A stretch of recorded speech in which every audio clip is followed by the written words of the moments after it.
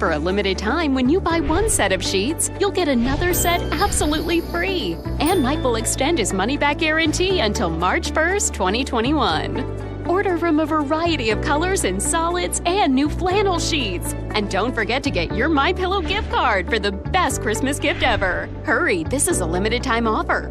Order now.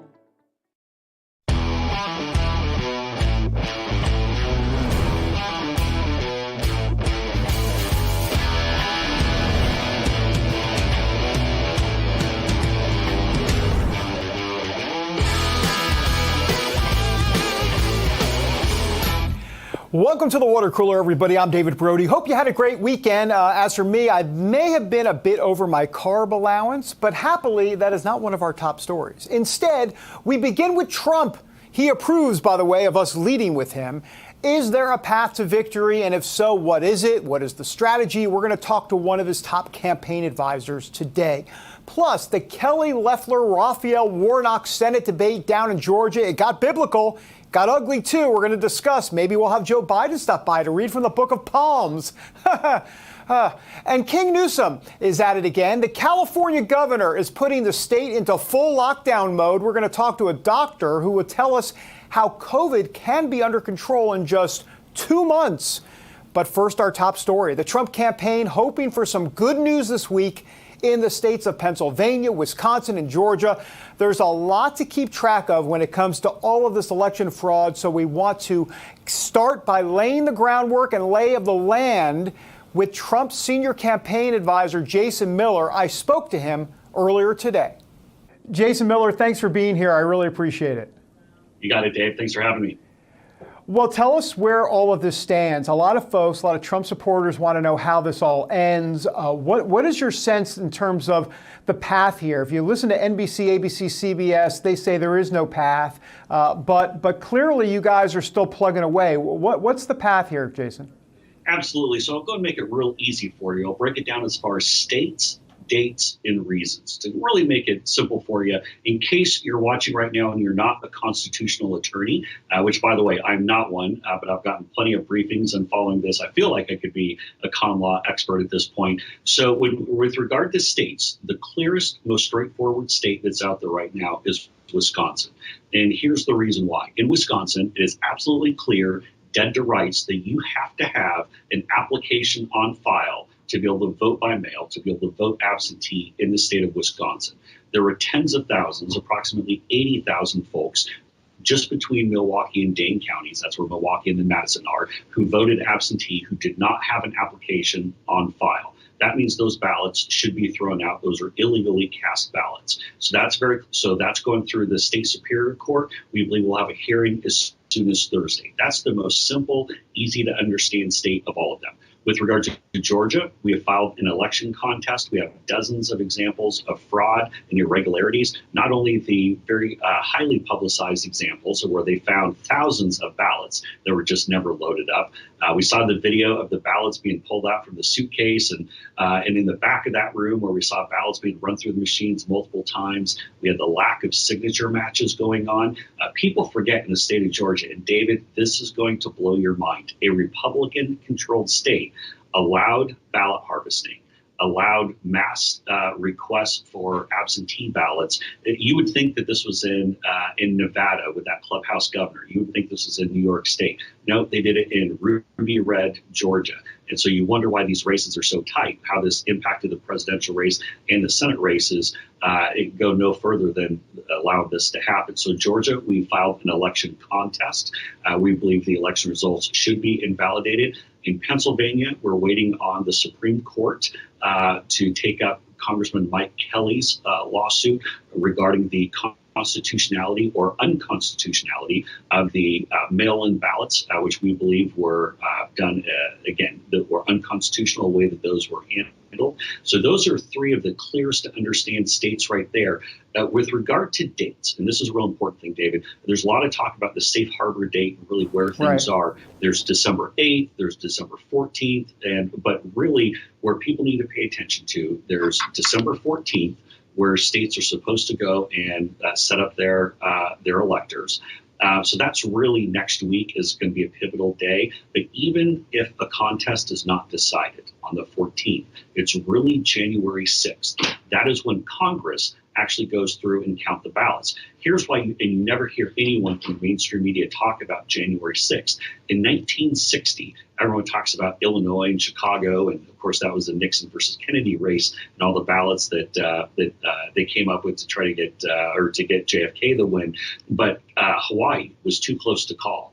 And they ended up sending up two different slates of electors because the election had not been decided. And that went up to the head of the Senate, which is the vice president. And that was then decided on January 6th. So for all the talk about December 14th, it's really January 6th. And then the reason, obviously, we want to make sure that we get the right results for 2020 for the presidential race. But David, it goes so much further, so much more beyond even this year's presidential race. We have to make sure that this January 5th, these Senate runoffs in Georgia, that these are done right. We have to make sure they can't go and try to steal these elections. In the midterms in 2022, the next presidential in 2024, if we don't get this right now, David, they're going to try to steal elections forever going forward.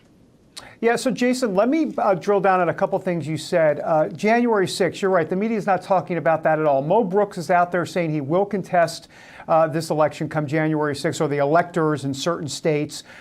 You're going to need a senator. Is there a push by the Trump campaign to find that senator to possibly deal with January 6th and beyond? So the focus right now is on the lawsuits and the specific pieces of litigation that I put forward. Of course, there is the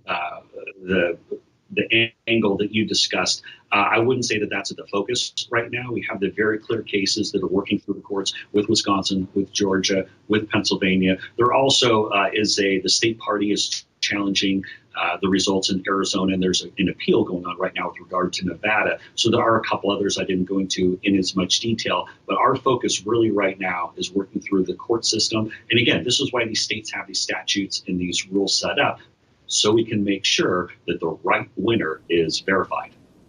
So, Jason, on Georgia, the president and many others have been very critical of Governor Brian Kemp, the Republican governor down there. I mean, do you believe, does the Trump campaign believe that justice is being prevented from being served by this governor down in Georgia? I mean, that's my bottom line question in terms of a roadblock to justice here. Well, we do, and it's puzzling. I mean, this isn't. I mean, forget the fact that Governor Kemp is someone who's a Republican and who pretends to be a big supporter of the rule of law. I mean, this is very simple. This state allowed ballot harvesting? The state allowed all these ballots to go and be collected. Stacey Abrams to be, in the proverbial sense, carrying around all these thousands and hundreds of thousands of absentee ballots to wheel these things in. And we're not even going to go through and check the signatures. I think that's outrageous. And why the governor wouldn't have that dedication, why he wouldn't have that focus to say, you know what, let's get this right. It would take literally one day, call a special session, let's go and change a rule, make sure that we actually can do a signature check. Let's make sure, whether you're a Republican, a Democrat, an independent, that you can have full confidence in these elections. Why would we want anyone going past the first of the year, going into any of the certifications with any of these states, not having full confidence that the actual winner has been validated? And it boggles my mind that someone wouldn't have that same level of focus. He's saying he is calling for signature audits, though, but he's not calling a special session. Right, because we actually want to go through and make sure that the signatures, not only do they match the envelope, because one person could take it, but does that actually match the signature that's on the voter file? Does that match what's actually been used in the past? Because, say, for example, if you're going to fraudulently go and harvest some of these ballots in the fall in the run-up to November 3rd, you probably would sign both the envelope and on the inside. And so we want to make sure that this is actually matched up to what's been done in the past. But again, David, this is about making sure that we get this right. From regardless of what party you're from, what your affiliation, who you wanted to win, we should all have confidence that we're getting the right results. That's a nonpartisan, that's a no-brainer. Why Governor Kemp doesn't want to do this, I don't know. Yeah, I have to ask you, there's this report out in Axios today saying that if indeed the president leaves office, that he will have some sort of big shebang, if you will, on the same day as the inauguration down in Florida, and that there'll be, he might even announce 2024 plans. What's your reaction to that Axios report that's out there that the president will do that? I know you're concentrating on the here and now. I get that. But what's the reaction to that report, Jason?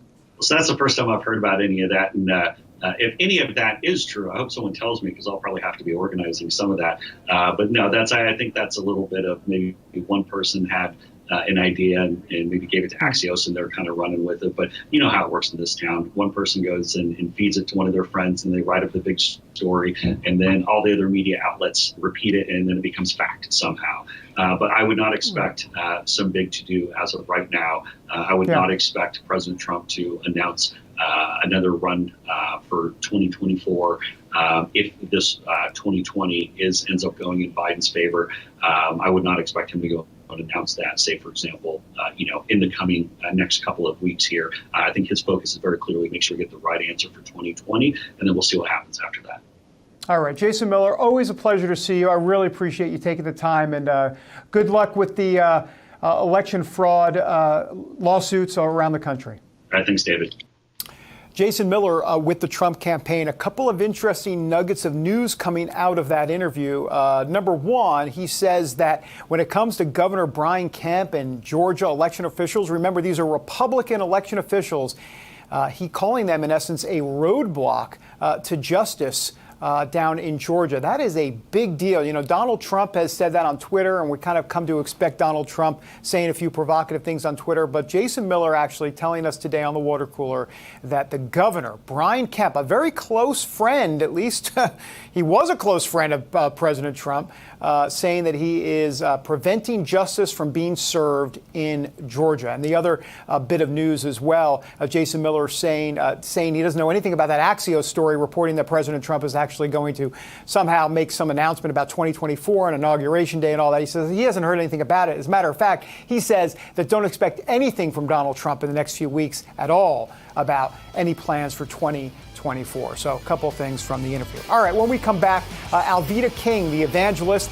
the niece of Dr. Martin Luther King, is not happy with Raphael Warnock down in Georgia, the Senate candidate there. We're going to have that story when we come back.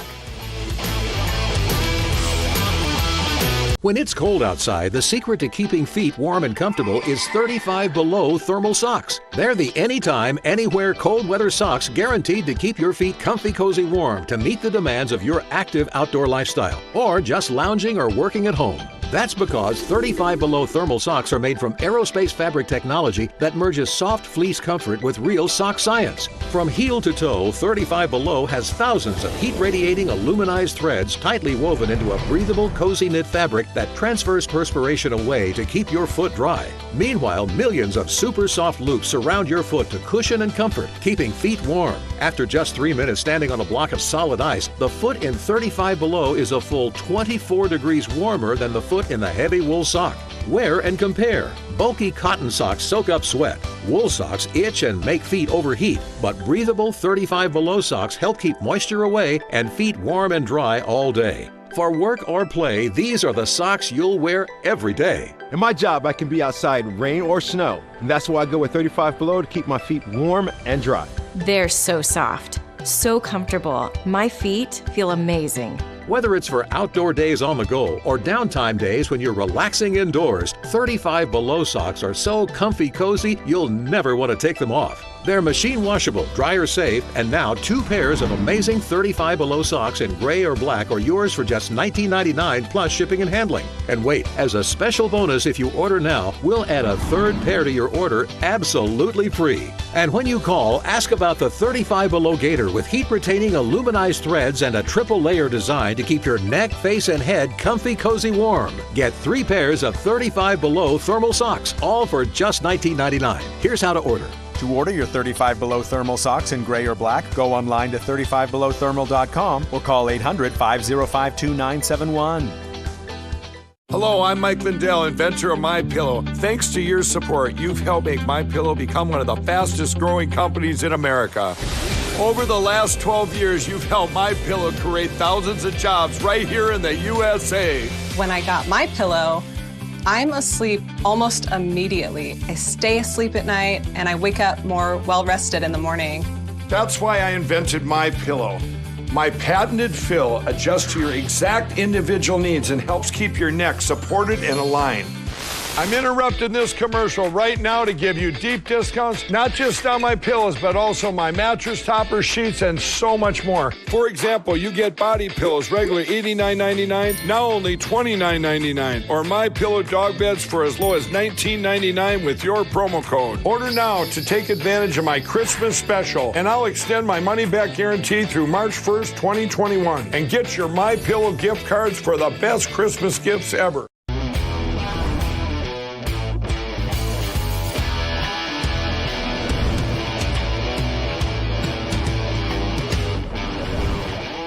Welcome back to the water cooler, everybody. Time for some news as it relates to the state of Georgia. Earlier today, a federal judge dismissed Sidney Powell's lawsuit alleging widespread voter fraud in Georgia's 2020 presidential election. So Judge Timothy Batten, he sits on the 11th Circuit Court of Appeals. He said that in dismissing the case, the plaintiffs, quote, simply did not have standing to bring these claims. And this isn't the first setback of the day for Sidney Powell, as a judge also dismissed her filings in Michigan, saying that the plaintiffs filed too late and that the state election officials have already certified the results. So that's some update there, what's going on in Georgia and, of course, Michigan. Now, speaking of Georgia, a lot to discuss and decipher and really drill down on. There's obviously that big Senate race, two big Senate races that will control the Senate coming up here in 2021. I want to bring in evangelist Alveda King, and of course, Alveda is Director of Civil Rights for the Unborn for Priests for Life. Alveda, great to have you back with me. Appreciate you being here. Thank you, David. Merry Christmas. Merry Christmas to you, for sure. Alveda, you were in Georgia recently out there. I want you to tell me a little bit about why you were there and the stakes in this upcoming election. I actually live in Georgia, Yep. And I call what I call some of my brothers in Christ and some of my sisters in Christ and say, come to Atlanta, let's pray together because we are having a crisis. And then our local brothers and sisters who are pastors and leaders as well, my goddaughter, Angela Stanton King, who ran for Congress here in Georgia, and Pastor Frankie Vega, and Vivian Childs, evangelist Vivian Childs, many of us, we came together to pray. We prayed down on Auburn Avenue at the Martin Luther King Memorial Park, the National Martin Luther King Park.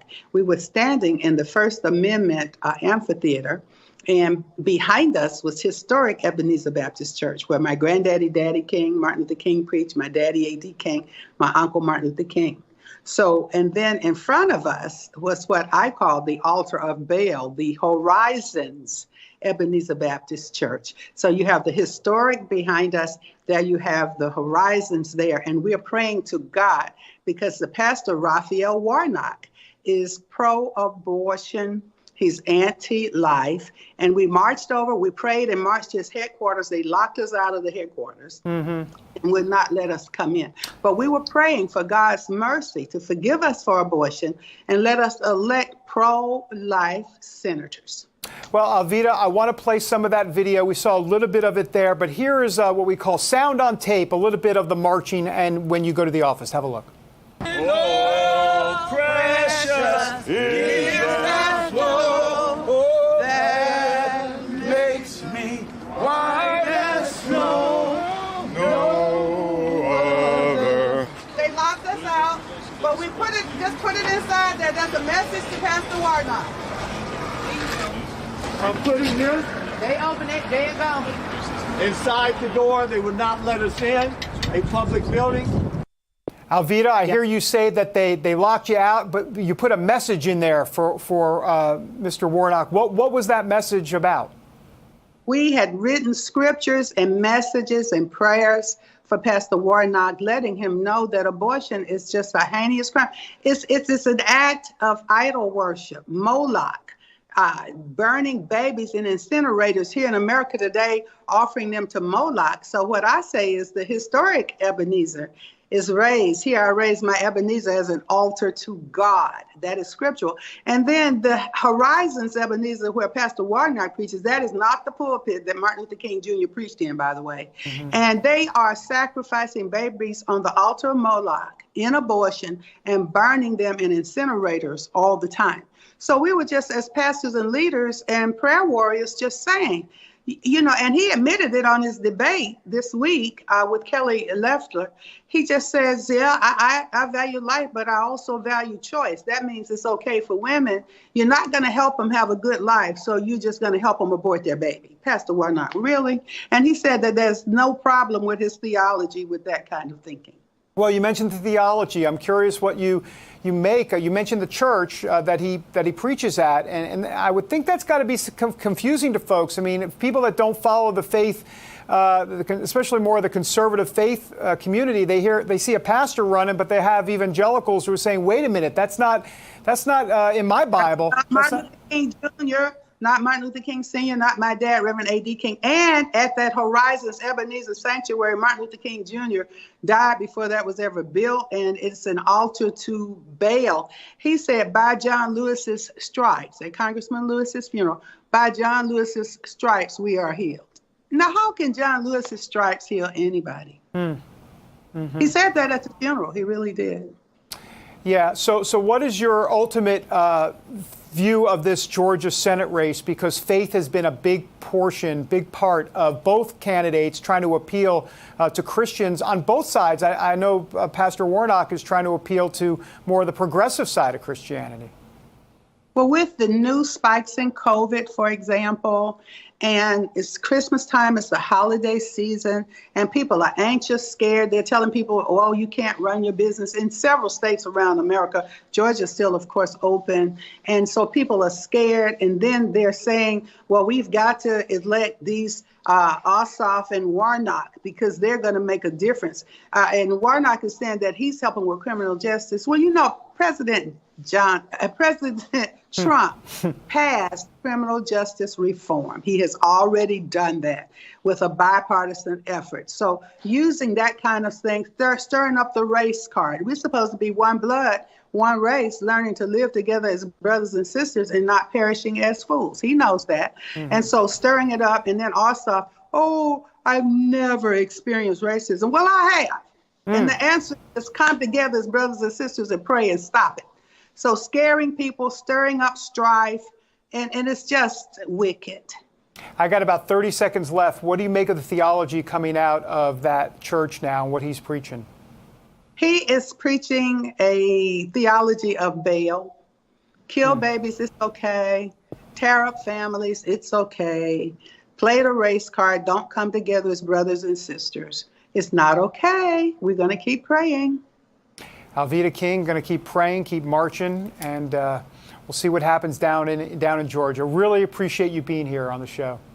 Thanks for the opportunity. All right. Alveda King, the niece of Dr. Martin Luther King, here with us. We hope to get her back on very soon. Lots to really get through down in Georgia. It is a tight race, both between Loeffler and Warnock, and, of course, David Perdue and Jon Ossoff, both going to go down to the wire. It's all going to be about turnout in the great state of Georgia. All right, we're back in a moment with Rick Klein from ABC News talking about News of the Day. Hello, I'm Mike Lindell, inventor of MyPillow. Just like you, I had problems sleeping. I tried every pillow out there and nothing worked. 15 years ago, I invented MyPillow. It took me 2 years to develop because I wanted to have everything you would ever want in a pillow. I made sure that you could adjust my patented fill so you could have the exact support you need as an individual, regardless of your sleep position. I also wanted a pillow that would last, so I made MyPillow machine washable and dryable. I back MyPillow with a 10-year warranty and a 60-day money-back guarantee. Not only that, I do all my own manufacturing in my home state of Minnesota. I really like the fact that it was made in the USA. I think that USA products are a better quality product. I've tried a lot of other pillows and nothing's worked like MyPillow. I'm interrupting this commercial right now to give you deep discounts, not just on my pillows, but also my mattress topper, sheets, and so much more. For example, you get body pillows, regular $89.99, now only $29.99, or MyPillow dog beds for as low as $19.99 with your promo code. Order now to take advantage of my Christmas special, and I'll extend my money-back guarantee through March 1st, 2021. I used to think that sheets were just sheets. I got the Giza Dream sheets. They are the most comfortable sheets I've ever had. The Go Anywhere pillow is so easy to just roll up and take anywhere I want to go. The My Pillow topper for the first time has enabled me to have a cool night's sleep. That's 3 inches of wonderful that's in the My Pillow mattress topper. My Pillow helps me get a good night's sleep so I can do my job in the morning. Go to MyPillow.com to get deep discounts, not just on My Pillows, but so much more. For example, you get body pillows, regular $89.99, now only $29.99. Or My Pillow dog beds for as low as $19.99 with your promo code. Order now to take advantage of my Christmas special, and I'll extend my money-back guarantee through March 1st, 2021. And get your My Pillow gift cards for the best Christmas gifts ever. And welcome back to Guess the Price. Sal, what do you do? Oh, I'm a retired postal worker. Fantastic. Are you ready to play? Oh, heck yeah. Okay, Johnny, tell him about Eargo. These top-of-the-line hearing aids from Eargo are straight out of the future. They're rechargeable and virtually invisible in your ears. Okay, Sal, how much do you think they cost? Oh, gee, I don't know. $5,000? Well, actually, for you, they don't cost anything. Holy heck. That's because federal employees, retirees, and their families can get these life-changing hearing aids at no cost. Holy heck. And you don't need to visit a doctor to get them. They ship right to your home and come with lifetime remote support. Convenient, right? Heck yeah. Heck yeah. Heck yeah. Get free remote hearing checks and consultations by our licensed hearing professionals, all from the comfort of your home. For those folks who aren't federal employees, Eargo's retail for about half the cost of traditional hearing aids. Eargo, hear life to the fullest.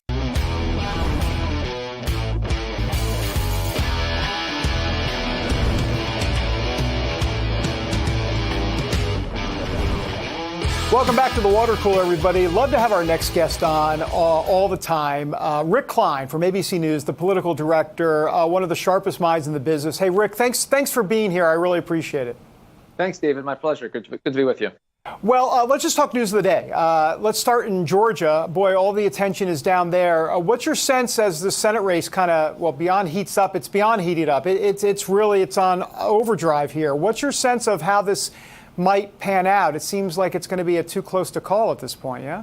Yeah, I have a hard time to handicap it. I mean, obviously, Biden having won the state by 12,000 votes or something counts for something. But of course, the Senate candidates in the first round of voting underperformed Joe Biden. And the motivating factor of knowing the control of the Senate is at stake is an enormous issue right now. And I think it's going to drive Republican turnout. What might depress Republican turnout, on the other hand, David, is that the president is talking about how the last election was rigged in his view. And we've heard it from people on the ground in the last couple of days. Look, if the last one was rigged, this one's going to be rigged too. Why would I show up? And so there's a real low-level civil war in the Republican Party that continues, centered around President Trump and his claims. He was there over the weekend. Joe Biden has said he's going to travel, maybe virtually, but at some point he's going to get involved in this race as well. And to have these two races determining control of the Senate is unprecedented, and it's going to be enormously expensive. I think Georgia voters are going to be inundated with ads, and we're already seeing very high registration numbers and applications for absentee ballots. So, yeah, it's going to be, I think, very much down to the wire with so much at stake in the first week of January. Rick, you mentioned the president, and in the note this morning, your great note that you put out every day, this is what the headline was. It said, the note, Trump brings GOP along in dangerous final acts. Talk to me a little bit about the tap dance. You alluded to it, but this is a tough sledding here. This could get kind of murky for the GOP. Well, here's the thing, and this is what Republicans are dealing with, is that if you take the president's premise and accept it, that this was a rigged election, then you don't have a lot of faith in the Republican leaders in Georgia. The governor and secretary of state, both Republicans, they've certified the results. They're standing by these results. And if you believe that it was stolen by Democrats, what's to say that the Democrats won't steal the next one? Now, those things have been disproven. There's ample reason not to believe what the president's saying, but he's got a very strong appeal over his base. If you saw that rally over the weekend, you saw the Republican candidates kind of almost shouted down at times with pro-Trump chants. So there's enormous Trump energy. You can't win as a Republican without that Trump energy right now in 2020 or early 2021. But you also can't fully buy into what the president is saying, because if you do that, then you're not giving anyone a reason, an incentive to go out and vote. So this is one of those areas, David, an early area where the president's interests are not necessarily aligning with the interests of national Republicans. And that's, frankly, a new scenario for Republicans. They're used to having the president as the lodestar, the most popular figure in the party, the most influential person in the party. That begins to change, and it won't even take till January 20th for that power shift to begin. You know, Rick, we had Jason Miller on earlier in the show, and he told me, I asked him about Brian Kemp and the Secretary of State, and I said, are they preventing, this was my question, are they preventing justice down there? Do you believe they're a roadblock to justice? And Jason Miller said yes. He believes the governor, the Republican governor of Georgia and the Secretary of State are a roadblock to justice. You just wonder what the repercussions of all of this are going to be. Well, to me, I mean, looking at officials there, also the governor of Arizona, I'd put in this category, Bill Barr, the attorney general. If you're going to believe President Trump, you're believing that all of those folks are part of some conspiracy with the Democrats. Those are loyal Republicans. Kemp, Ducey, Raffensperger, these are people the president campaigned for actively, and they have pledged themselves. They said they're Trump voters. They're very much disappointed in the results. What they're being attacked for is doing their jobs. And that's the scenario that we're in right now. And that's where the repercussions begin, because it's a non-insignificant part of the party that's going to believe that Brad Raffensperger and Brian Kemp and Doug Ducey are turncoats, or as the president is saying on Twitter, rhinos, Republicans in name only. He's using loyalty to himself as president as a stand-in for loyalty to the Republican Party. And that's basically worked for the last couple of years for him politically. I don't know how much longer it lasts. I don't expect it to be a permanent feature. There aren't many permanent features in politics, as you and I well know, David. But at the moment, you can rally a huge portion of the Republican base against any Republican just by the president saying, so-and-so is standing in my way, so-and-so is being disloyal. What about Joe Biden as we move to kind of that tract of the storyline? You got the Trump area, and then you got Biden and what he's talking about regarding the HHS secretary. He's looking at Xavier Becerra. What's your sense there as to what kind of roadblocks might be ahead for him? There's going to be a lot of pushback, I know. Well, the confirmation battles are always a thing. And I think in a divided Senate, whether the Democrats have narrow control or Republicans have narrow control, you're going to have some people who fall by the wayside. It's going to be an early test. I'll tell you, listening to Biden's rhetoric, it doesn't match a lot with what many Democrats believe is the state of politics these days. A lot of them believe he's being a little bit naive and thinking he can get Republicans to work with him on confirmations or on a big stimulus bill and the like. But he's testing the proposition. And I think he's been given a bunch of opportunities in the last couple of weeks to take shots at Republicans for not supporting the concept that he is the president-elect. Only about 24 Republicans nationally have acknowledged that reality. And I think he's pulled his punches because he sees them as people that he could potentially work with, up to and including Mitch McConnell. So he is, I think, playing as delicate a game as he can. We're coming up against some deadlines. A week from today is the Electoral College vote. It's hard to imagine how you can continue to fight this out past that deadline, but that's up to the president in terms of his rhetoric. I think Joe Biden is trying to put together the team that he can, turn that focus to governing, knowing that he's going to be president in 40-something days. We'll see what happens. I guess in the next couple days, or maybe earlier, we might find out if the U.S. Supreme Court's going to take that Pennsylvania case. Listen, Rick, if they take that case, that's something the mainstream media is obviously going to be covering quite a bit. Look, the Supreme Court involved in any election is undeniably a big storyline. Yeah. We've seen the president lose almost all of his legal battles. There are some last-ditch ones that go to the Supreme Court. The ones that are most likely to get there wouldn't necessarily change the outcome. The biggest win that the president has had so far is on a rather narrow area of election law in Pennsylvania that wouldn't change the outcome. But look, we've talked a lot about the legal avenues that are available to a losing candidate. The president has availed himself of them and then some. Tomorrow is the deadline that Congress has set for settling on a state's electors. And then again, a week from today is the Electoral College. After that, I don't see what's left. Rick Klein, always great to see you. Thanks for talking news of the day with me. Really appreciate you being on the show. Thanks, David. Good to see you. All right, Rick Klein, with the impressive bookcase behind him. I tell you what, Madison, we got to get we got to get this show a bookcase. Is that in the budget? Madison's saying she's on it, so we will have a bookcase hopefully sometime in fiscal 2022. All right, back in a moment. COVID-19. We're discussing it next. Men everywhere are now cutting their hair at home. Are you? Introducing MicroTouch Titanium Trim, the all-new at-home hair cutting tool and precision groomer. Just a trim or a full haircut. Now, cutting hair is as easy as combing hair. It's the only way to cut your hair by yourself. I don't know how people can do it with clippers. It's impossible. With this, it's way easier. I did this at home. If you can comb it, you can cut it.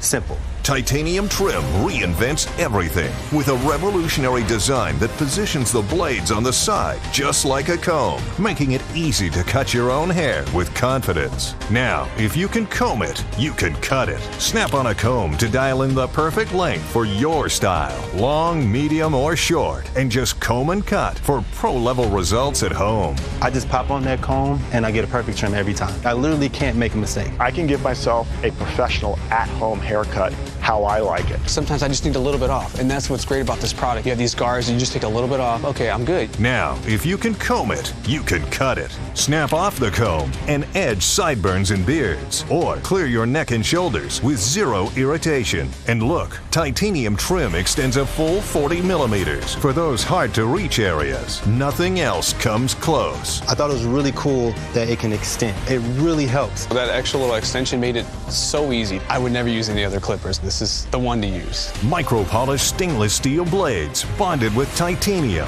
precision-engineered comb attachments, built-in extension handle with a non-slip grip and LED spotlight. Just comb it and cut it with MicroTouch Titanium Trim. Order online now at titaniumtrim.com or call 1-800-997-6875. Nobody can get to their barber as much as they'd like anymore, but now you don't have to. If you don't have it, you better get it. The revolutionary, all-new MicroTouch Titanium Trim. Do you have any idea how your mattress affects your body and how well you sleep? Is it too hard or too soft, causing you to wake up with sore shoulders, back, or hips? Are you uncomfortable because you're too hot or too cold? Now you can get the total body support you need and the better sleep you want with the new MyPillow mattress topper. Hello, I'm Mike Lindell. When I invented my new MyPillow mattress topper, I made it to have everything you'd ever want in a topper. My mattress topper helps give you the support you need, helps relieve your pressure points, and regulates your body temperature for you as an individual. It comes with a 10-year warranty. You can wash and dry the cover. It's made in the USA, and I back it with my 60-day money-back guarantee. Call or go online now to take advantage of Mike's Christmas special. Use the promo code and Mike will give you 30% off and 2 standard MyPillows absolutely free. And he'll extend his 60-day money-back guarantee through March 1st, 2021. And don't forget to get your MyPillow gift card for the best Christmas gift ever. Order now.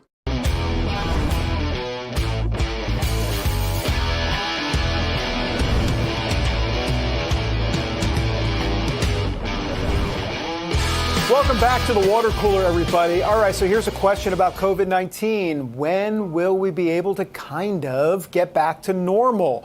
And what about the vaccine? How much, not only will it help, but what's the timetable on all of this? And I want to bring in Dr. Bhattacharya. He's the professor of medicine at Stanford University who has some answers to some of these lingering and very important questions. Dr. Bhattacharya, thanks so much for being here. Oh, my pleasure. Thank you for having me. Well, let's start with the vaccine. Tell me a little bit about what people might expect here in the next couple months as it relates to the rollout of the vaccine and what people should understand about it. Yeah, so the vaccine has been, it's not one vaccine, there's now several. And the Trump administration, they made a bet relatively early in the epidemic that that they would invest in producing large numbers of doses of the vaccine even before it was approved. And if the vaccine had turned out poorly, that would have been a bad bet. But in retrospect, it looks like a good bet. At least, I mean, we haven't had the official approval yet, and we haven't seen fully the data. But the early information that's been released looks very, very promising for at least one, probably 2, maybe even 3 vaccines ready to go in large numbers within just a short amount of time. Do you have a sense of how many people most likely will end up being vaccinated? I know it's hard to say. There's an anti-vax crowd out there. I mean, what's your sense? A lot of people are concerned about it. Yeah, I mean, I think it depends on the policy we pick. I've seen two camps start to form. On the one hand, there's a camp that's forming that says we should mandate the vaccine, that we should have hundreds of millions, maybe 300 million people vaccinated before we open up, which will take on the order of 9 months, a year. I mean, very, very long time. And that people that don't get vaccinated potentially could lose their job and not be able to go to school, all kinds of other sort of restrictions. That's one camp. There's another camp, and this is the camp I'm in, and the one I'm arguing for, is that we should use this vaccine. So again, assuming the data turn out as well as I expect it to, we should use the vaccine to protect the people who are vulnerable to the disease. The disease is very vulnerable. People who are vulnerable are older, have chronic conditions. It's if you're over 70, the survival rate for this disease is 95%. If you're under 70, it's 99.95%. So clearly, people over 70, older people, people with chronic diseases are the ones who are most vulnerable. Healthcare workers, some other folks who are in harm's way. We use the vaccine on those folks. That's maybe, 40, 50 million people. Could be 60. And then for the rest of the population, children especially, frankly, the lockdowns, if we wait for 9 months to a year, are going to do way more damage than than COVID would, right? So for children, for instance, specifically, there's more children that have died of the flu this year than of COVID, and yet we've closed schools all across the country. We've decided that, in a sense, we're going to do epidemic control on the backs of our children. Yes. Go ahead. Mm-hmm. No, I was going to say one study I saw recently in the Journal of American Medical Association Open Network estimated that we, through these decisions, have cost over the lifetime of our children 5.5 million life years, which is more than we've saved from COVID. Yeah. My goodness. Hey, I want to ask you a little bit about what you've written in what is called the Great Barrington Declaration, you and a couple of your colleagues. Let's put that up on the screen. And you say this: we have grave concerns about the damaging physical and mental health impacts of the prevailing COVID-19 policies. You go on to say current lockdown policies are producing devastating effects on short and long-term public health. And then you say adopting measures to protect the vulnerable should be the central aim of public health responses to COVID-19. Those who are not vulnerable should immediately be allowed to resume life as normal. So are you saying that under this scenario, this you mentioned two scenarios, this scenario could get people back to kind of a normal resemblance of life in a few months, or what's your sense? Yeah, I mean, I think if we use the vaccine correctly, essentially we could be done with the epidemic in 2 months, right? The big pushback to the Great Barrington Declaration, which you just read, has been that, look, it's very difficult to protect the vulnerable. So if we open up, we'll harm the vulnerable. Well, with the vaccine, we have a mechanism for, in effect, perfect protection of the vulnerable. Right, so the main criticism of the declaration is sort of undercut, and for the rest of society, the lockdowns are absolutely devastating. Absolutely, I mean, so 1 in 4 young adults seriously considered suicide this past June. Businesses around the country have collapsed. The psychological damage to young and old alike have been absolutely enormous. I think the 20% increase in dementia-related deaths in nursing homes. For people who have stopped going to doctors for necessary medical conditions. Many people actually didn't even get chemotherapy even though they had cancer. Cancer screening collapsed. We're going to see higher cancer rates, late-stage cancer rates in this coming year as a result. Diabetes management, heart attacks. Mm-hmm. People stayed home with heart attacks. I would be remiss if I didn't ask you about what's going on in California as it relates to lockdowns. There you are at Stanford University, and we call him here on the show King Newsom, who has clearly, gone to a whole nother level yet again out there in California. What do you make of what's happening in your state? I mean, again, the schools are closed or closing across the state. The excuse is that we're overrunning on hospital systems. The thing is, we can in the spring, we built surge capacity for ICUs and other hospitals that we could build again if we needed to. In the spring, of course, they in California, they stayed empty because there weren't cases. He's closed down playgrounds. He's closed down businesses. He shut down essentially all normal social life. in a way that I just don't think is consistent with the science. I think the right policy acknowledges who actually is vulnerable and seeks to protect them. Let me give you an example of a failure of that policy, right? So if you're 64 years old and you're diabetic, well, you're kind of at high risk.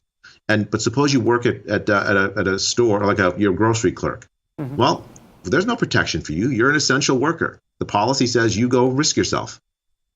We're not protecting the vulnerable with this lockdown. It's not. It sounds to someone who has a Zoom job like a fine thing, but it's an engine for devastating poor people. Yeah.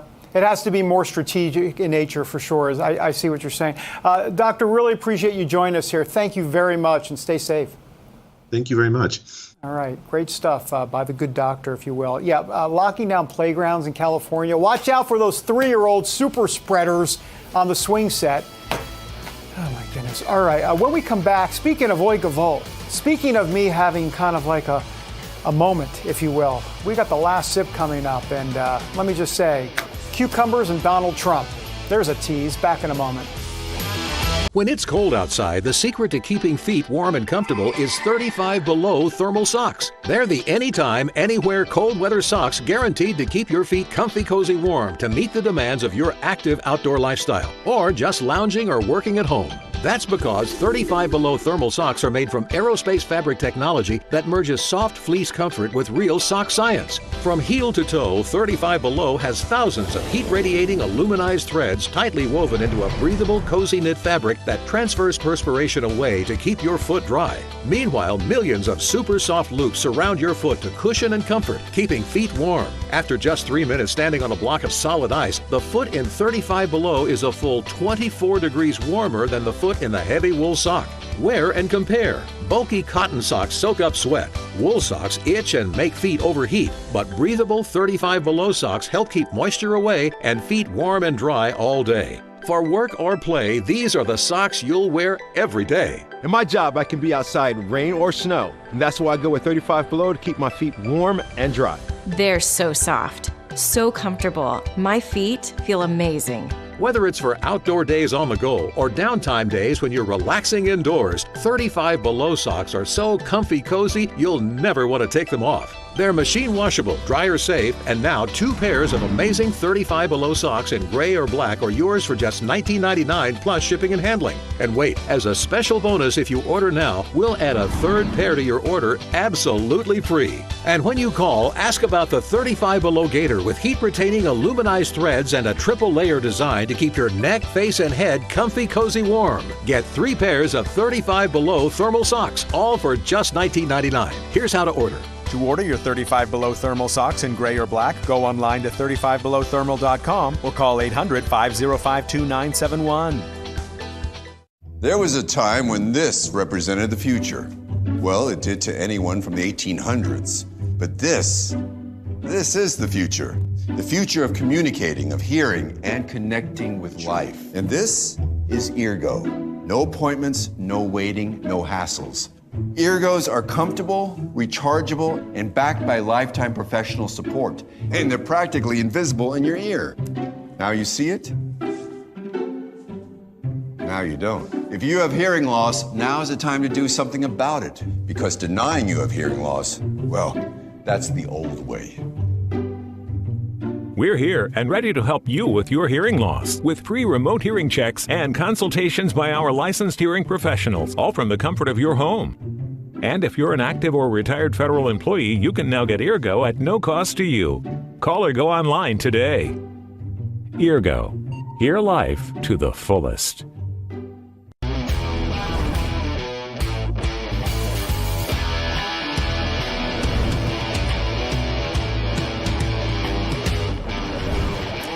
Welcome back to the water cooler, everybody. Time for the last sip. Look, I got to tell you, Donald Trump, he's president of the United States. A lot of weighty, heavy, important issues out there, right? He was in Georgia this weekend. He was talking about election fraud. He was going through the United States and everything in front of this country. But instead, here was a headline that you may have missed. How about this? Way to go, media. Way to cover this. Trump bizarrely claims to be the only one who likes cucumbers in self-centered Georgia Senate rally speech. Okay, so let me just get this straight. He is talking about really important issues, and they're talking about cucumbers. Way to go, media. Let's continue on, shall we? There's some other headlines throughout the years with Donald Trump. Look at this one, back from 2017. Trump gets 2 scoops of ice cream. Everyone else gets 1. And other top lines from his Time interview. CNN, what are you doing? That was a CNN headline. Let's move on. I don't even know what to say. Here's Business Insider, the hard-hitting Business Insider. Trump's salt and pepper shakers tower over everyone else's. Obama, Bush, and Clinton used the same size shakers as their guest. Just keep going. Why am I laughing? I know why I'm laughing. Here's CBS News. How about this? Walter Cronkite would be proud of this one. Trump pauses during remarks for sip of water. Really? This is journalism today? Really? Shall we continue? This is not fake stuff. These are real headlines, people. Here's Newsweek. Donald Trump stole pancakes and forgot a relative was dead while visiting family. Cousin claims. Really? More? Please? Does it stop? It doesn't stop. The Independent. What Donald Trump's love of well-done steak says about him. And one last one. TheDailyMail.com. Trump is making me fat. Democrats like Barbara Streisand are more likely to, quote, eat their feelings, drink their sorrows, and blow off steam at the gym to cope with midterm election stress. Folks, these are real headlines. We're not making this up. This is the hard-hitting news media for you. That's right. We've got a lot going on in this country. We've got so much that needs to be discussed. Media doesn't have time at all to get into the election fraud nonsense, or I should say nonsense, what they call nonsense. They say it's not important, but they'll talk about cucumbers. Back in a moment.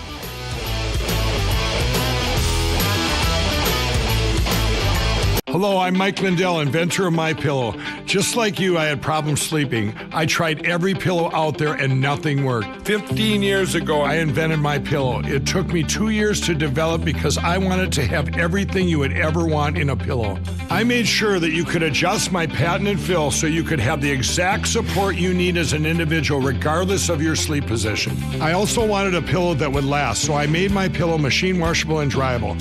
I back MyPillow with a 10-year warranty and a 60-day money-back guarantee. Not only that, I do all my own manufacturing in my home state of Minnesota. I really like the fact that it was made in the USA. I think USA products are a better quality product. I've tried a lot of other pillows, and nothing's worked like MyPillow.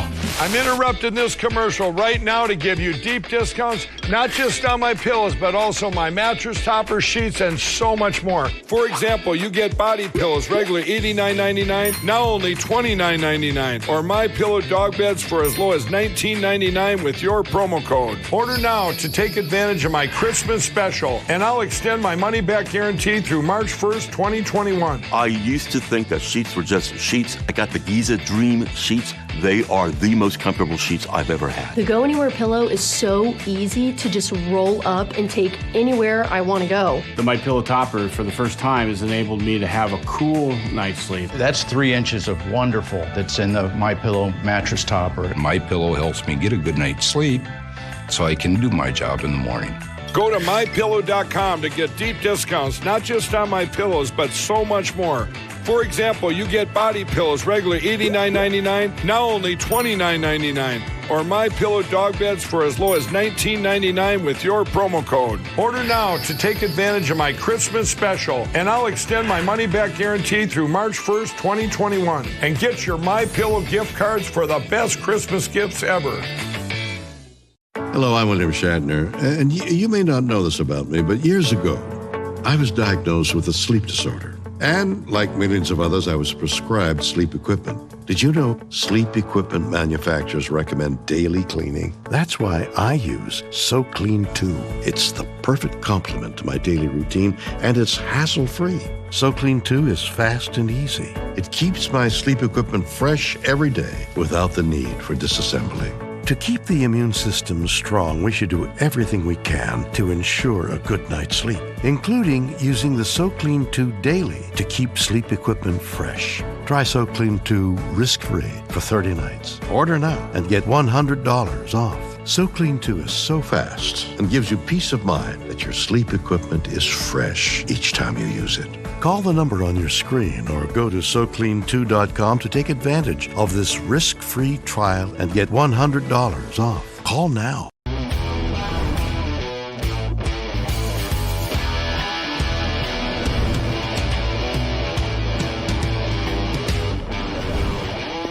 Welcome back to the water cooler, everybody. The end of the show. End of the show means Sophie Mann, but don't take that the wrong way, that you're at the end of the show. No, would never. I know you wouldn't. Best for last. Correct. Right. So good. Okay, so you work on news stories like all day long. Yep.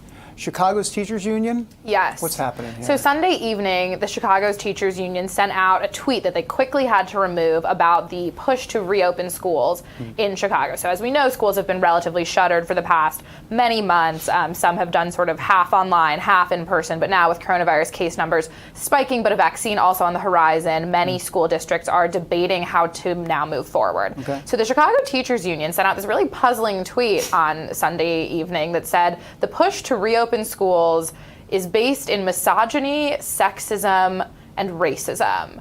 No context, nothing. No context. So immediately there was all of this backlash saying, what are you talking about? What does this even mean? In addition to the fact that over the weekend and over the past few weeks, Dr. Robert Redfield, the director of the CDC, and Dr. Fauci have been saying that intra-school transmission rates for the coronavirus are extremely low, and that we should, Dr. Fauci's line has been close the bars, keep the schools open, which some people may take issue with, but on the whole, I think we can agree that it's important to have America's children back in school just as soon as possible, Absolutely. especially since we've now seen the first sort of set of report cards coming out of a full semester of online learning, and they're just atrocious, just really awful. The education system is not thriving in this capacity.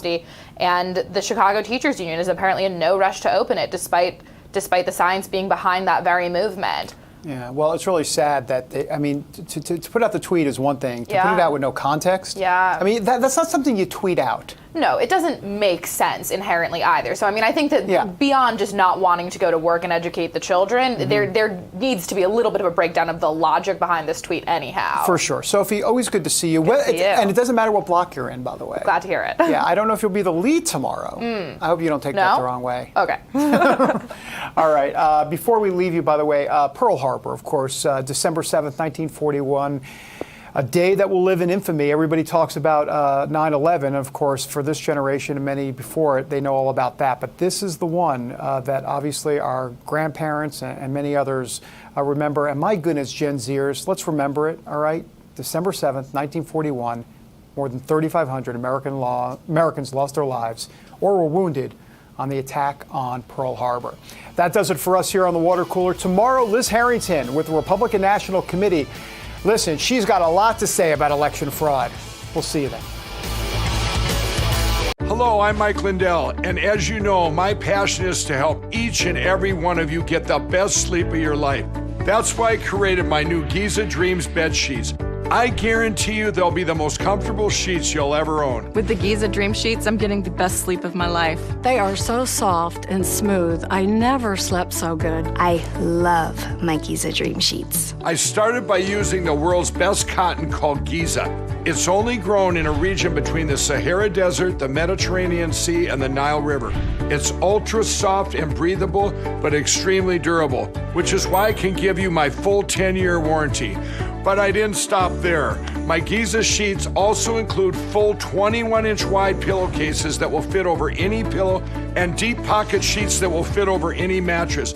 I guarantee you the first night you sleep on my sheets, you'll never want to sleep on anything else. Call or go online to order your very own Giza Dream Sheets and take advantage of Mike's Christmas special. Use your promo code, and for a limited time, when you buy one set of sheets, you'll get another set absolutely free. And Mike will extend his money-back guarantee until March 1st, 2021. Giza Dreams are made with the finest, most sought-after cotton in the world. Giza cotton was once reserved for only the finest dress shirts, but is now available in Mike's Giza Dream Sheets. They feature a beautiful silky sateen weave that helps keep you cool and comfortable all night long. Call or go online to order your very own Giza Dream Sheets and take advantage of Mike's Christmas special. Use your promo code, and for a limited time, when you buy one set of sheets, you'll get another set absolutely free. And Mike will extend his money-back guarantee until March 1st, 2021. Order from a variety of colors and solids and new flannel sheets. And don't forget to get your MyPillow gift card for the best Christmas gift ever. Hurry, this is a limited time offer. Order now. These are our classes, our happy hours, our dates, our birthday parties, our shopping. We're learning new things. Nice technique with that knife. And getting in touch with things we left behind. These are our lives now. Come be a part of it online. GoDaddy is making it possible for everyone to create a website for free. Learn more at GoDaddy.com.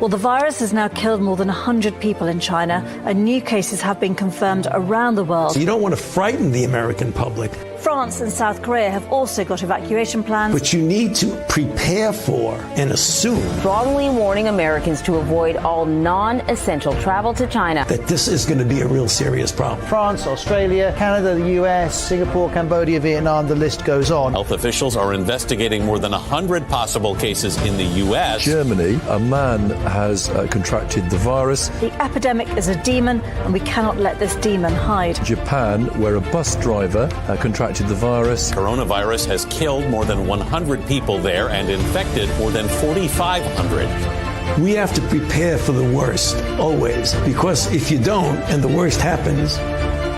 War Room Pandemic. Here's your host, Stephen K. Bannon.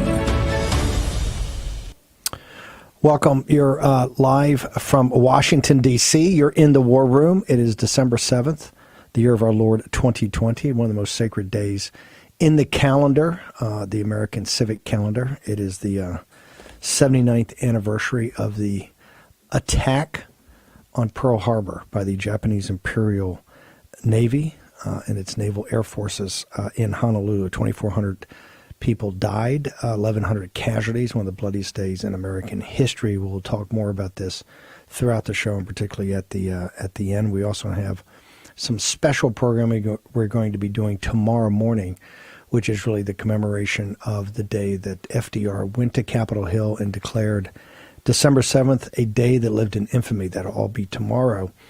Now we're engaged in another fight, a fight to make sure that the presidential election on November 3rd of this year is not stolen. So I want to thank you on our podcast, which has now over 22 million downloads, John Fredericks Radio Network, Real America's Voice, Dish Channel 219, and Comcast Channel 113, of course, Newsmax TV, and G News, GTV, everywhere in the world. All of our distribution partners, Pluto, Roku, everything. I want to thank everybody. YouTube, Facebook, all of it. First guest, want to get to right away, got a packed show today. Want to get to Boris Epshteyn, one of the lawyers for the campaign. First off, Boris, Mayor Giuliani, he was on the show on Saturday. You know, he's a regular. We think the world of him. He's a global hero, particularly the Lao Beijing diaspora of China. Just think Rudy is a global hero for standing up to the CCP and defending President Trump. Can you give us any update that you have? I see President Trump just tweeted out a while ago that Rudy Giuliani's in the hospital but doing fine, doesn't have a temperature. I take it he's still running the show for you guys?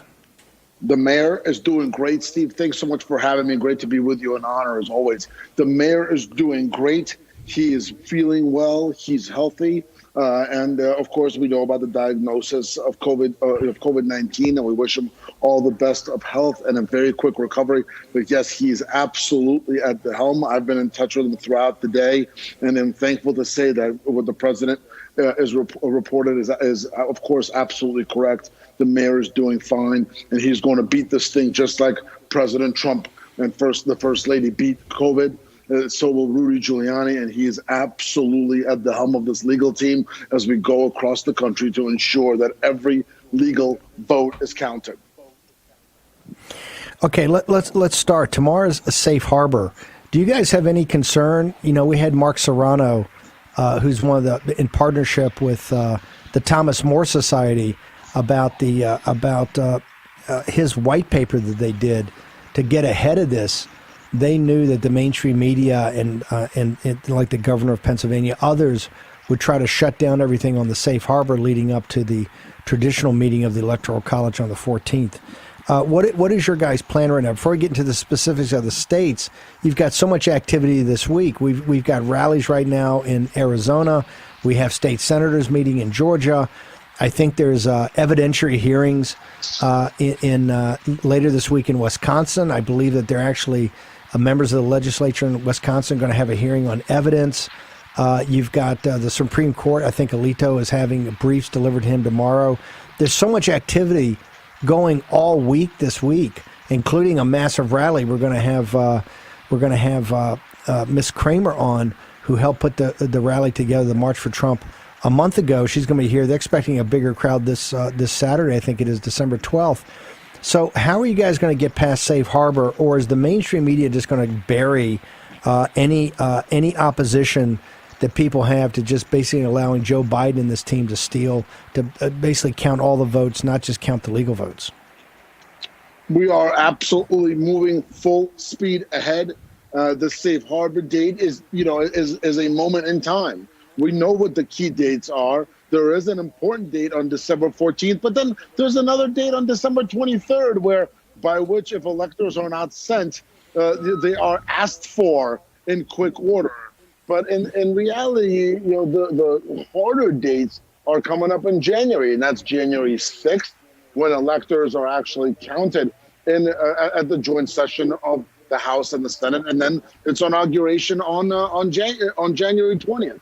Those are the dates that are further in stone. Yes, December 14th matters to a degree, but it is not at all dispositive, to use legal language, and it is not the determinative date. Those dates are in January. So this campaign, this legal team are going to continue to work under the leadership of Rudy Giuliani, the ultimate leadership of President Trump in Georgia, Pennsylvania, Michigan, Wisconsin, Nevada, Arizona, and still looking at New Mexico to ensure that only the legal votes are counted, and to put the pressure on not just Democrat, but Republican legislators, Republican elected officials in these states to do the right thing, and to send electors based on the legal votes in those states, based on the legal vote counts in those states. We're going to have Michael Patrick Leahy's going to follow you. He's written a brilliant piece for the Georgia Star that talks about 500,000 mail-in ballots that had absolutely no chain of custody, no chain of title whatsoever in Georgia. It's so obvious when you look at it, and the Federalist has got a great piece up. It's been summarized on Zero Hedge. It's all over, really debunking this effort to try to trash the video that shows the stealing of the votes down in Georgia. So let's start there. Both legally and with the state legislature, the president goes down there, has an incredible rally, and of course, the rally has this chant of "Fight for Trump, fight for Trump," that really silences the two Senate candidates. It's the most energy of the entire evening, but they're down in Athens today with the Senate, and they still don't have I think it's 26 signatures that they need to pass this resolution. And my understanding, the House, they're having a more difficult time. So where are you guys with the state legislatures, and where are you legally? I mean, we kind of know what Sidney Powell is doing. We know what others are doing down there to file these independent suits. But where's the campaign right now? The election contest was filed last week. As you know, Cleta Mitchell is a big part of that team on the legal front. On the legislative front, we are continuing to push for that special session, and for it really is incumbent upon Governor Brian Kemp, who I believe wants a future in Republican politics, to do the right thing and call the legislature into session. And if he doesn't, for the legislature to call itself into session and again, ensure that only the legal votes are counted. They can use that election contest that was filed to see just how wide the breadth of election irregularities, dead people voting, out-of-state people voting, non-citizens voting, all of the broad problems in Georgia. And the people of Georgia, the MAGA movement in Georgia, which is overwhelming, they're not happy. They want their elected officials to act, and I would advise that Republicans in Georgia, again, do the right thing by their constituents. Listen to the people who voted for them. Listen to their voice. These elected officials are supposed to represent the will of the people. So they have to do the right thing. And either Brian Kemp calls them into session, the governor, or they call themselves into session and ensure that the electors they send are only based on the legal votes.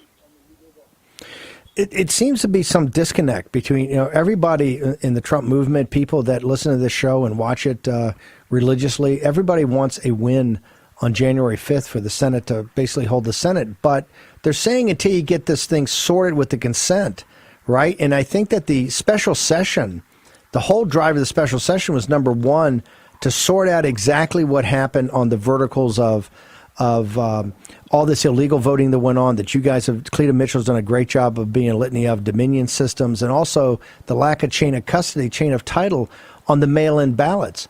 But the second part of that was about this consent that Stacey Abrams signed with the Republican administration that Kemp and the Secretary of State never made public. Burt Jones and Senator Beach, Senator Jones, others saying, hey, they never knew about this. So what is the disconnect between understanding, or how are we going to possibly win in January if we're still playing by Stacey Abrams' rules? We cannot play by Stacey Abrams' rules, and we cannot play by Democrat rules of it being okay to steal elections. And that's why it is absolutely vital for Republicans to come out in full force and vote for David Perdue and Loeffler. That is absolutely vital. There's no question about it. But while we need to elect Kelly Loeffler and David Perdue, full stop, we also need to ensure that Democrats are prevented from continuing to steal elections, because if they're allowed to do so once, they will do so 100 times, and we will never have another fair election in this country. So this is a righteous fight. It's a fight for the very soul of the Constitution of our country, which is the right of the American people to truly elect their representatives, their elected officials, and their presidents. We have to fight for that and ensure, again, that only the legal votes are counted. You spent a lot of time out in Arizona. Arizona right now, I think there's a rally going on. We're trying to see if we have assets on the ground to bring us some of the rally that's taking place in Phoenix right now. We had Representative Mark Fincham on this morning, who put on that 11-hour hearing.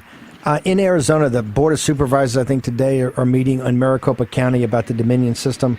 There's a tremendous amount of focus by the Trump movement, the campaign, the Trump supporters out there. But the establishment has it seems to have dug a line in the sand. In fact, I think it's Rusty Bowers, the Speaker of the House, essentially said we're not going to be in business because of Rudy Giuliani and the campaign brought COVID out here. Where do we stand in Arizona right now? Arizona is only 10,000 votes. If you look through the litany of illegal voting, if you look at out-of-state voting, the same verticals you've got in Georgia, this adds up to over 100,000 votes. You're only 10,000 down in Arizona, as you said. You were there every night trying to count it. Where do we actually stand in Arizona? Since this is one like Georgia, you're right on the cusp of it, but it seems like you can't push it over the goal line. Well, we have an appeal that's being filed in Georgia as we speak, and that's what was expected out of that court case. The judge signaled to us that they would have to get appealed to the Supreme Court. So that's getting filed. If that hasn't been filed already, getting filed as we speak. And that's on the terrible mistreatment of the duplicate ballots and electronic adjudication ballots over there in Arizona. And most of it in Maricopa County, which is the one place where Dominion is used as well, by the way. So we're exhausting our legal options, and legislatively, you're right. I mean, Rusty Bowers, the Speaker of the House, Karen Fann, the Senate President pro tempore, they seem to be trying to put their heads in the sand. It is incumbent upon their constituents to make it loud and clear that will not be accepted. that the Republican elected officials cannot use COVID as an excuse to not ensure that the legal votes were counted, that they need to stand strong and stand tall, and anything else will not be accepted by the constituents. What else? What other pressure? We got about 30 seconds of this. We're asking you to stay over for the next segment. But what other pressure can be brought to bear on someone like Ducey, who seems to have gone out of his way to kind of thwart the counting of only legal ballots in Arizona? You've got to make it loud and clear on Twitter, on every social media outlet. You got to call the governor's office. Those of you who are in Arizona and across the country, because I believe Governor Ducey's got some aspirations, make it crystal clear to him that if he does not stand for fair elections, he does not stand a chance in this Republican Party. Boris Epstein, we ask you to stay over. Short commercial break. We're going to be back and go through the other states. Stephen K. Bannon, War Room. We're going to have Michael Patrick Leahy about the lack of chain of custody of ballots in Georgia. Liz Yore is going to join us from Chicago. Kylie Kramer, who's putting on this march this Saturday, the March for Trump. She's going to join us also. Raheem Kassam, a packed show. We're going to take a short commercial break. Return with Boris Epstein in just a second. Spread the word all through Hong Kong. We will fight till they're all gone. We rejoice when there's no more. Let's take down the sea. Do you have any idea how your mattress affects your body and how well you sleep? Is it too hard or too soft, causing you to wake up with sore shoulders, back, or hips? Are you uncomfortable because you're too hot or too cold? Now you can get the total body support you need and the better sleep you want with the new MyPillow mattress topper. Hello, I'm Mike Lindell. When I invented my new MyPillow mattress topper, I made it to have everything you'd ever want in a topper. My mattress topper helps give you the support you need, helps relieve your pressure points, and regulates your body temperature for you as an individual. It comes with a 10-year warranty. You can wash and dry the cover. It's made in the USA, and I back it with my 60-day money-back guarantee. Call or go online now to take advantage of Mike's Christmas special. Use the promo code and Mike will give you 30% off and 2 standard MyPillows absolutely free. And he'll extend his 60-day money-back guarantee through March 1st, 2021. MyPillow topper delivers on its promise to give me a better night's sleep. I can sleep all night through, and it's a miracle for me. Mike's exclusive 3-layer design starts with a layer of MyPillow foam, providing you superior support and comfort. The second layer of transitional foam evenly distributes body weight and helps relieve uncomfortable pressure points for optimal comfort. Mike's ultra-soft outer layer is a patented temperature-regulating cover that helps keep you at your ideal sleeping temperature all night long. Unlike other sleep systems costing thousands, the MyPillow mattress topper takes comfort to a whole new level without wires, remotes, or moving parts. Call or go online now to take advantage of Mike's Christmas special. Use the promo code and Mike will give you 30% off and 2 standard MyPillows absolutely free. And he'll extend his 60-day money-back guarantee through March 1st, 2021. And don't forget to get your MyPillow gift card for the best Christmas gift ever. I personally guarantee it's going to change your bed into the most comfortable bed you'll ever own. Order now. Well, my family says I'm hard to buy presents for. This year, I'll give them a little hint. Gotta go.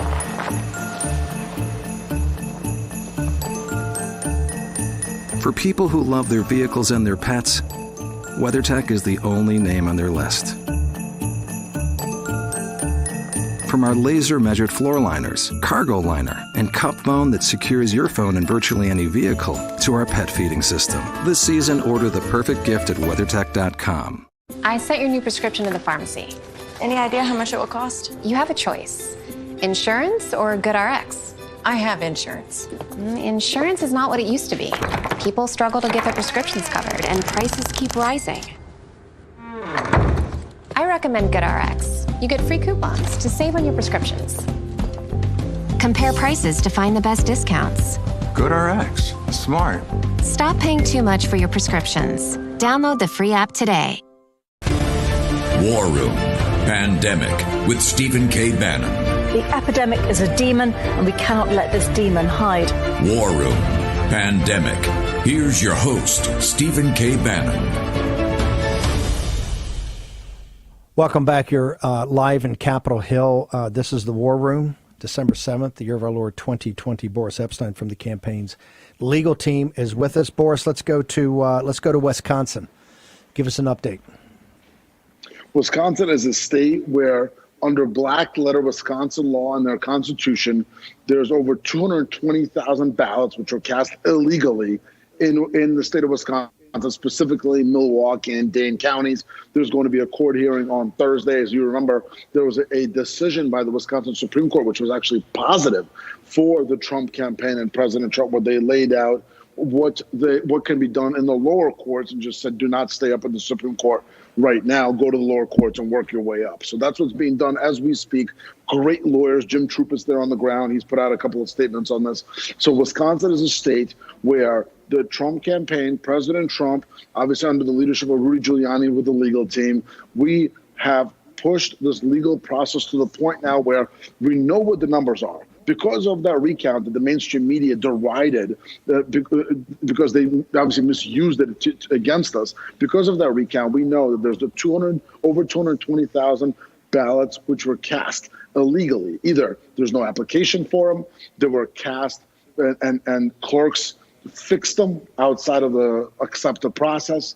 There were people who claimed they were indefinitely confined when they weren't, or other irregularities, other breakage of Wisconsin law, Wisconsin Constitution. So Wisconsin, again, clear-cut case of widespread election fraud. Do you have a time? I know it's court hearing on Thursday. Okay, fine. Court hearing on Thursday, exactly. What about? And I understand there may be actually. Posobiec's told me they are going to have actually a legislative hearing also on some evidence later this week. What about Pennsylvania? What's going on in Pennsylvania? I realize the legislature is kind of punted, but what's happening in the legal system? As you said, legislature punted over to the congressional delegation, which actually is split 9-9 in Pennsylvania. So maybe there's a brave Democrat soul in Pennsylvania who will do the right thing and ensure that the electors are set based on the legal votes. But that's high hopes. In terms of the legal options, tomorrow, as you know, the Mike Kelly lawsuit proceeds in Congress. So proceeds in the Supreme Court. I'm sorry. The filing is due. Tomorrow at the Supreme Court. So that's a major case that's alleging that the whole mail ballot scheme of the Democrats in Pennsylvania is against and a contravention of the Pennsylvania Constitution. Very, very, very important case. And the response is requested by Justice Alito tomorrow, Tuesday, December 8th, by 9 a.m. And that was an update as of the 6th of December. So as of Saturday. Sorry, as of yesterday. Yeah. Talk to us about. And by the way, he moved it to the safe harbor date because he wanted these things in. Do you have any inkling of when you would get a ruling? I think it's going to move quick because the state of Pennsylvania has to respond by tomorrow at 9 a.m. So this is not something that's not a 5 p.m. deadline. It's a 9 a.m. deadline, which is rather unusual if you think about it. You're right. The safe harbor date must have played a role in there. But as we talked about, there's still plenty of time. And to your listeners, to your viewers all across the country and the world, keep your faith, keep your strength, and know there's plenty of time to ensure that this election is determined by the legal votes. Look, down in Ware County, Georgia, they've looked at these. They've got this big anomaly with the Dominion voting systems. In Antrim County, Michigan, you've got a team that's in there, your top cyber team, that's been in there since Sunday morning at 9 a.m. Can you give us any update in Michigan about what's actually going on? Because we had news today on the morning show that said, hey, they're actually finding some things. They don't want to get ahead of it, but they think they're finding some things in this Dominion voting system. Can you give us any update? I'm not going to get ahead of the findings, but from what I understand is the results are likely to be exactly what we expected with